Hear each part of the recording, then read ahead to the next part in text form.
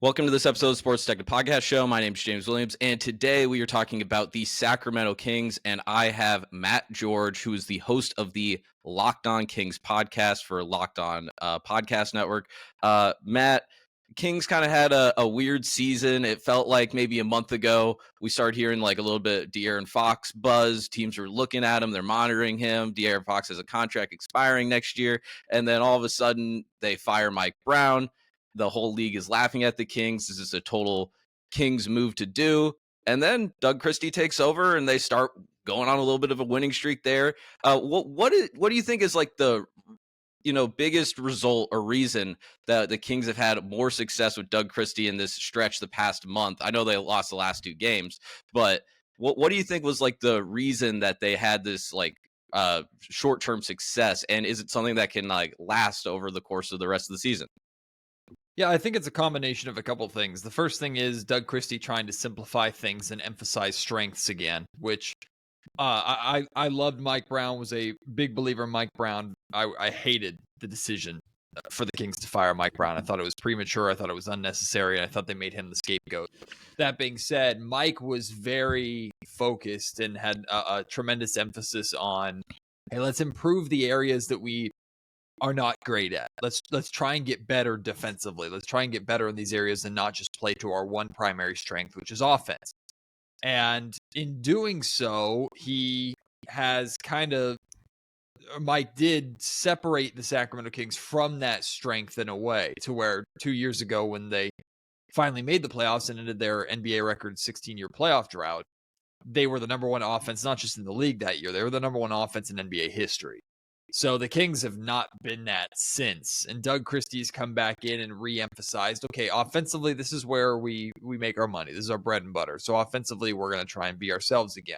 And that's worked. Plus, I think he's gotten a complete buy-in from the players, which Mike Brown lacked over the final, let's say, few weeks to a month of the time that he was here in Sacramento. But also, this is what happens when there's changes mid-season with coaches, especially when you have someone as popular as Doug Christie is taking over. There's typically a honeymoon period. There's a re-energization for a couple of weeks, and we saw that with the Kings. Now, we saw it to such an extreme where the Kings went on a 7-game win streak, and I'm not saying that all of that is fake and false and anything like that, because I'm a believer in what Doug Christie is doing here in Sacramento, and I believe he's gotten this roster to finally play to the level that they're capable of playing, that they just weren't before the move was made. But these things will calm down. Like, you kind of come back to earth a little bit. It becomes regular, especially when Doug Christie is going to have over 40 games under his belt as the interim head coach. This wasn't a late in the season firing. So I think what we're seeing is the Sacramento Kings are slowly starting to come back down to earth a little bit. The offense is better for sure, but the defense is back to being what it was the first year when Mike Brown was trying to fix it and get it to be better. It's been dreadful over the past couple of games to start this 6-game road trip. So the Kings are kind of figuring things out, but the reality is they're in a very, very tight and tense playoff race in the Western Conference. So they gotta figure it out quickly, because a couple losses, they could fall right out of it. A couple wins, and they could vault themselves into a playoff picture and out of the play-in. Absolutely. I think the part there that that I agree with you the most is you talked about like the player buy-in. And that's the thing I've like talked about in the past, where it's like I was okay with like the Lakers moving on from Darvin Ham. I'm okay with like the Bucks last year moving on from Adrian Griffin, because I think that like if the players don't like buy what you're selling, then you're just going to have this disconnect. And it's like, once upon a time, Magic Johnson said, I want Paul Westhead out of here. Give me Pat Riley. And then you saw what the Lakers obviously did in the 80s with all that. Doug Christie, did you, I was hearing a lot of podcasts talk about this and shows talk about this. Did you know about this basketball wives thing with him? Like, what is that? Like, I was just very confused. Maybe I'm a little bit too young for that, but did you go back and like study some of the footage of that? And is that like why is that something that people are just talking about every time they talk about Doug Christie? Well, I wouldn't say I studied it, but his wife, Jackie Christie, is famous for basketball wives and the reality side of things. And Doug is not a part of that. I mean, beyond his wife being a part of that. Doug is separate from that. Doug is he's not in his position because of any kind of reality TV fame or anything Oh like yeah. that. Like he was a legend here in Sacramento in his time playing during the glory years in the early 2000s. And then he worked his way up from. I used to work with him in sports talk radio in Sacramento. Then he worked his Oh. way into broadcast television, and then finally got into a coaching staff, which is what he's always been passionate about. He loves the game. He's obsessed with the game. He's brilliant when it comes to the game of basketball. So he got himself onto a bench and has just worked his way into this opportunity and is making the most of it. But the basketball wives things comes from his wife, Jackie Christie, Yeah. and kind of the reality side of television that she made her bread and butter off of while he had the NBA career that he had. I mentioned earlier about like when all the stuff happened with Mike Brown getting fired, and there was a little bit of bubbling happening with De'Aaron Fox, and it was like, hey, our team's going to go out and try and target him as a trade package. Is he going to potentially ask out? Like, what is the worry level for you and other Kings fans right now as to like in the next 12 months, is De'Aaron Fox potentially going to say, I'm out of here? I don't know if there's a worry level. I think we're just understanding that anything can happen at this point, right? And if the Sacramento Kings want to keep De'Aaron Fox, it's a pretty bold strategy to fire the coach that De'Aaron wanted. De'Aaron was a primary reason why Mike Brown got his contract extension this last offseason.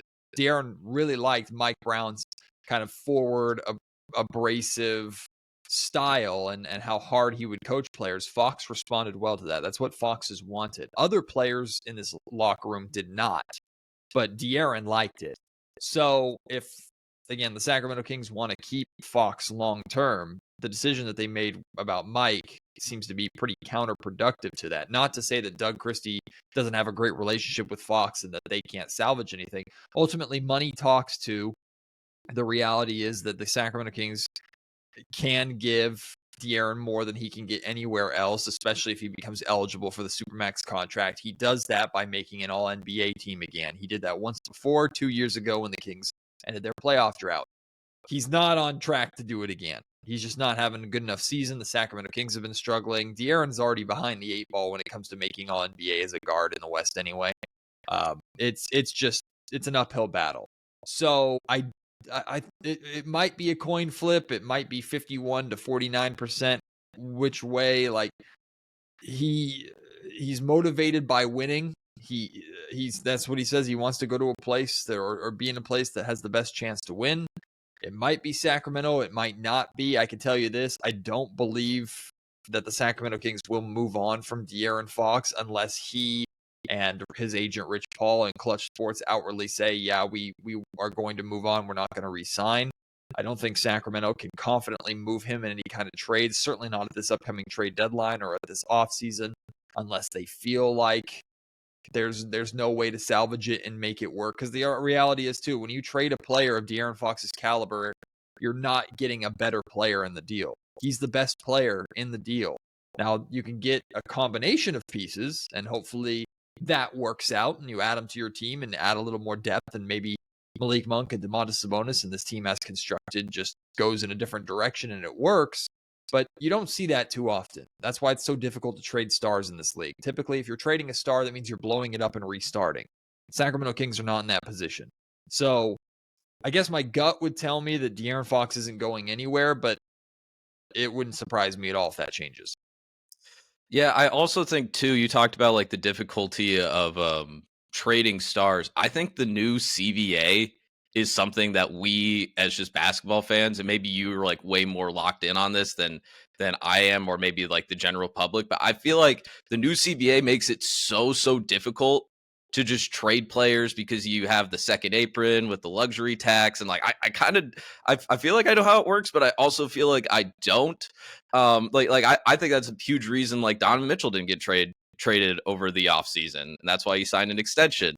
And if anything, I'm looking, if I was the Kings, I'd kind of be trying to look at like the Cavaliers model a little bit too and be like, hey, how can we be like that? Because I mean the Cavaliers don't have like a top 5 guy. I mean, Donovan Mitchell's really good. I like Garland. Mobley's taking a lot of steps this year, but they don't have like a top 5 guy. They're just a really solid like 7, 8 9-guy rotation. And if I'm the Kings, I try to model myself after that. But I do think just the way that like and also too, a lot of the teams that you would like maybe like if you were De'Aaron Fox, if I'm in his shoes, that I'd maybe want to go to, they have already kind of like, shot their wad when it comes to like making moves, or there may be a younger team like the Rockets that maybe doesn't want to do anything. So I feel like De'Aaron Fox is maybe likely going to stay more than he would go. Yeah, the apron system definitely adds a new layer that teams are still trying to figure out. Everybody's still trying to figure out because it adds these pretty steep penalties if you especially go past that first apron into second apron territory. Now you're really putting a clamp on what you can do. I mean, another thing that makes these trades difficult is just the parity in the league at this point, right? Like there are especially in the West, there are so many teams that don't qualify as great teams, right? I think there's probably one or two great teams in the West. Oklahoma City is definitely up there, and then Mm-hmm. I mean, I don't believe Denver. in Houston yet. Denver is kind of up and down. It's really OKC in the West, and in the East, it's probably Boston and Cleveland. Like those, there are Mm-hmm. three great teams. Everybody else is good to, and then there's really really bad. Right, and then there's the teams in the bottom like Washington and Portland. But in the West specifically, right, there are just a ton of teams that are right in the mix with each other. So trading De'Aaron Fox to any one of those teams, again, when you're still trying to compete, puts you at a disadvantage. Trying to trade De'Aaron Fox to the East kind of handicaps or condenses what you're trying to do. And again, in a trade where you're moving De'Aaron Fox, you have to make sure the salaries match, but you're also trying to get back players that can help you continue to be competitive and draft picks on top of that. It's navigating a star trade is difficult for any market. But being in a market like Sacramento, where you're not a free agency destination, where you have to pretty much get stars by homegrown talent, it's a very, very dangerous place to be. So, I mean, I think the assumption that De'Aaron Fox is sticking around is the correct assumption, just out of all of those circumstances put together. But if De'Aaron says, I want out, the Kings are not going to let him walk away at the end of next season for nothing. You also can't do that as a small market. You lose De'Aaron Fox for nothing, you're screwed. So, Yep. it's just a saga that we're going to have to watch play out and see how it works out. But one thing I'm fully confident in is that no De'Aaron Fox trade is happening in the next week and a half at the trade deadline. I agree with that. So I want to talk about the big man in Sacramento, Domantas Sabonis. He has had it's weird. I feel like he's like very underrated, and then when I usually hear him talk about in like the national landscape, he usually gets kind of ripped for the things that he's not. I know there's like we all know the offensive stuff. We know the rebounding stuff with him. He's an insane rebounder, like leading the league in rebounds this year, if I'm correct.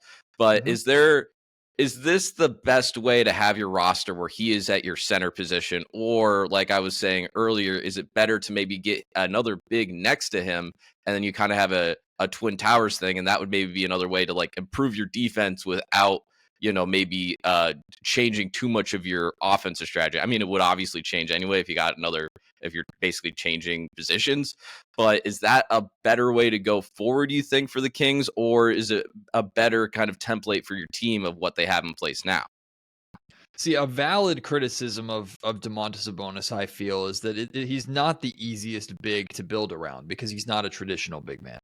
He's a pass first big man. He's really added the 3-point shot to the game this season to where he's Hmm. actually number one in the league in 3-point shooting percentage right now. But the volume isn't high enough for him to be considered like a massive 3-point threat. He's someone that's going to work around the block or in the post. You're going to run a lot of DHOs, dribble handoffs through him, a lot of pick and rolls with him. That's Domantas Sabonis's game. So if you're trying to add another big next to him, you essentially need like a Brook Lopez type. You need a shot blocker who shoots threes, and those don't grow on trees. Yeah. They're hard to find, and every team wants them. Just like every team wants 6'9", 6'10" athletes. Like Hmm. these are just players that every team wants more of and covets and collects and holds on to like their life depends on it. So that criticism of it's kind of difficult to find the right front court partner with Domantas Sabonis, I think is valid and is fair. But Domantas Sabonis is the most disrespected player in the league, and it's not even close. And the people that have conversations about Domantas Sabonis and have those criticisms of Domantas Sabonis are simply like either narrow-minded or just don't watch. And that's okay. Like, you can admit it. You can admit you don't watch Sacramento Kings basketball. I don't necessarily blame you. You're not staying up on the East Coast to watch the Kings play at 10 o'clock at night. I get it. It's fine. But the conversations that are had about Domantas Sabonis are completely false. And I hope your audience understands outside of Sacramento. This man is dragged for the stupidest of reasons. He's put labels upon him like he's a dirty basketball player or things like that, which just aren't true. He's one of the nicest guys on the planet. He's one of the hardest workers on the planet. He almost never misses games. He fights through injuries. He's going to be the 3-time rebound champion. He's constantly towards the top in double-doubles and triple-doubles. He does things that literally only Nikola Jokic can do. And Nikola Jokic is a multi-time MVP. Now, Jokic does it better, of course, Yeah. but nobody else can do what Sabonis and Jokic do in this league. And no, Alperen Şengün is not good enough yet to be put into that category, even with how good the Houston Rockets are playing right now. Domantas Sabonis is a phenomenal basketball player, and he's proven to be.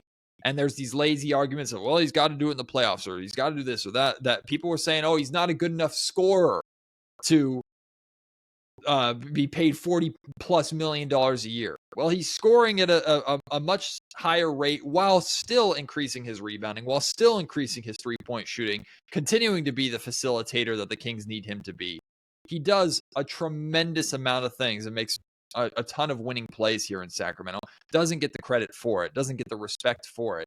And it drives me crazy. I don't know how much he actually cares about it in all reality, but he was an absolute snub from All-Star last year. He's probably going to be a snub from All-Star again because people who are voting and making these decisions, again, are not watching and are not paying attention. But every time their team comes through and faces Domantas Sabonis, he typically cooks them because nobody knows what to do against him.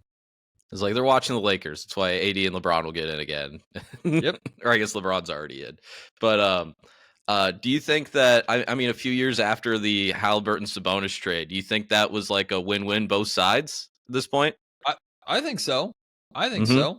And look, it helped the Kings accomplish what they were trying to accomplish, which is make it back to the postseason and add a established big man that De'Aaron has never played with in his career. They were hoping Marvin Bagley could be it. We all know how that played out. And Tyrese Haliburton went to Indiana and has had a phenomenal run there. And I mean, the Eastern Conference Finals run that the Pacers went on last year was fantastic, although I think a bit premature, but regardless, they made it there. They played really, really well. I think both teams are thrilled and have no regrets.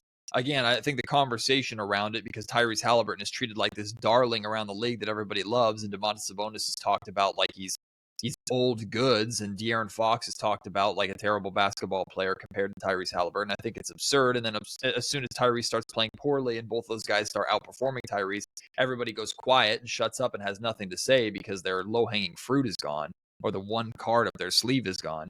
It's just, again, misinformed people that aren't really paying attention. People watch Tyrese Haliburton and the Indiana Pacers more. I get that. That's fine. They're a fun brand of basketball. That's exciting. What the Indiana Pacers did last season in terms of offense was what the Kings did 2 seasons ago. So, I mean, it's kind of pick your preference type thing. I think it is 100% fair to say that both teams won that trade. I think it's 100% fair to say that both teams are more than happy with how that trade has played out. But I know the national media narratives. I know the misinformed fan narratives. They're always going to say Tyrese and the Pacers won that deal or came out of that deal better than the Sacramento Kings. And that's fine. They can be misinformed because, again, we all know they're not really paying attention. I mean, in the NBA, we just love potential. We love the young guy. We love the guy on the rookie contract. And Haliburton was the younger guy, didn't get paid yet. And it's like, I also think, too, that trade just worked out both sides because it's like Fox's like trade value at that point, or just value around the league. Maybe you would disagree because, you follow the team a lot closer, but it felt like having Haliburton and Fox together just kind of like just didn't mesh that well. And it's like they thrived a lot better apart than they necessarily did together. So I actually think too, like Sabonis is just a better basketball player than Haliburton. And Haliburton, obviously Iowa State guy, I love him. I'm very amazed by his just development because like when he was a freshman at Iowa State, like he was on team with like Talon Horton Tucker, and like I didn't think Tyrese Halliburton could like dribble for like a year. That was just his freshman year, and then the next year he came back and he was amazing before COVID happened. But I know we got to get out of here here in a second. How excited are you to see the A's come into town next season? Or I guess this is going to be like 3 years they're in Sacramento before they go to Vegas. How exciting is that to have a baseball team in your town now? Yeah, it's a weird balance because I grew up a diehard A's fan, so to have the A's 20 Oh, minutes down the road from where I live is pretty exciting. Um, I hate it.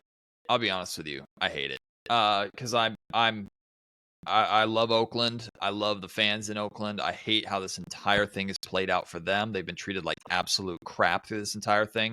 I hate that Sacramento is being used as a couch for John Fisher to sleep on his way into Las Vegas. I'm desperately rooting for everything to fall apart for Fisher because I don't want that man to succeed because I think he's one of the most crooked, awful owners in all of professional sports. He's everything that's wrong with the business element of professional sports, and I don't want that man to succeed at all or hmm get any kind of credit. I also understand Sacramento's putting themselves probably in the only position that they have to truly attract Major League Baseball here. And there are many people here in Sacramento that are hoping that Vegas just falls apart and the Kings just end up, or excuse me, the A's just end up staying here in Sacramento long term. I'm going to be covering it a lot for ABC 10. I know my family's going to be out to watch some A's baseball games. The tickets are going to sell like crazy. The demand is going to be nuts. That ballpark is going to be full. Sacramento's going to show up, and it's going to be awesome from that perspective, and it's going to be really fun for the city to experience that. But I mean, my heart is with Oakland. My heart will always be with Oakland. And as long as John Fisher is an owner of the A's and John Fisher is attached to the A's, there will not be success because that man only does one thing. He's a dementor. He sucks the joy and sucks everything that's fun out of a team, runs them into a ground, and tries just to do whatever he can to make a profit. So I don't want to see him succeed, but I want to see Sacramento baseball succeed and the MLB to succeed here in Sacramento. But ultimately, the best case scenario, in my opinion, would be Fisher sells, the team goes back to Oakland where they belong, and Sacramento gets to enjoy the next 3 to 4 years of a pretty cool thing here in the capital city. Well, I don't know how much you like have looked at like the plans in Vegas for like the area that they're like planning on building the stadium on. Like it feels like they're way behind on everything. It's a mess. It's a And mess. it's like the It's an plot of embarrassment. land is like really small Yep. compared to like other like major league like stadiums, and then Yep. it's like right on the strip, and then they're going to try and rely on like basically most of their revenue from like tourists that come in, and they, like I don't know if you're in Las Vegas in July or the summer and you want to go to see a baseball game. So it does just seem like a complete mess, and I actually do think there is like a decent chance. Maybe it's probably not going to happen, but there's a decent chance they could go back to Oakland, but I don't know. There's a fantastic chance that it'll all fall apart because John Fisher is there, and John Fisher is the epitome of incompetence when it comes to business. Yeah, the renderings are bad. There's players running the wrong way on the bases just in the renderings just to make even little details as embarrassing as possible. The size is wrong, the seating capacity is wrong. Now the stadium's going to cost more money than what was expected. It's all a mess. It's all a joke. It's all a circus, and that's just the epitome of who John Fisher is as an owner. Unfortunately, Sacramento has kind of gotten into bed with him a little bit, but I'm hoping that that it's step one to finally get him out of here. 100%. Couldn't agree with you more. All right, Matt. Thank you so much for coming on to the show today. Can you tell us where we can all find your work, and then we'll head out of here? Yeah, my pleasure, James. Locked On Kings podcast, daily Sacramento Kings talk, available on YouTube or wherever you get your podcasts, Spotify, Apple Podcasts, everything in between. Also, ABC 10 in Sacramento, covering everything from Kings basketball to soon to be A's baseball, Republic FC soccer, and high school and prep sports, college sports in the area as well. So that's all the stuff you can check out if you're in the California capital area, if you're in the Sacramento area, if you're just curious about Kings basketball, check out Locked On Kings. Awesome. Thanks, man.